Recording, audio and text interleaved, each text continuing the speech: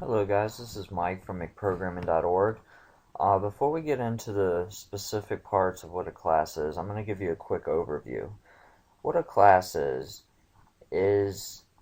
a blueprint from which each individual object can be created. So I have a project down here and we're going to create a class for it. First, let me call this person. We're going to call this a person class. So what this is supposed to do is the title should define what type of object it is, because this will be the object type later when we instantiate objects from it.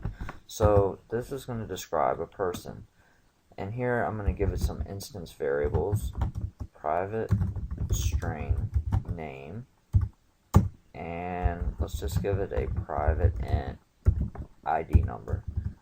And then another custom thing that you set up for, or customary thing you set up for a class, is a constructor, and that pretty much initializes each instance of an object. So the way you set that up is public, and there's no return type, and you give the class name and then a parameter. I'm going to put string name and ID. Let's say this name equals name, and I'm rushing through this because I do explain this in a later video. So equals ID, and then we can set some getters and setters. So to do that real quick, I'm going to go to source, generate getters and setters, and I want them for both. You can also get more specific. If you don't want like a setter ID, you can just click that, but I do want both of them, so or you can click select all. Alright, there we go. So now we have a getName method, a setName method, a getID method, and a setID method.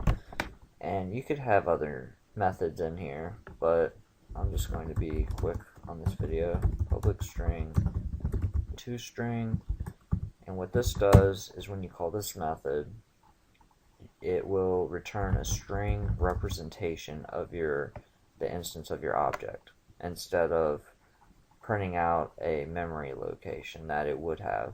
So let's return say ID plus colon and give it a little space, and then we'll put name.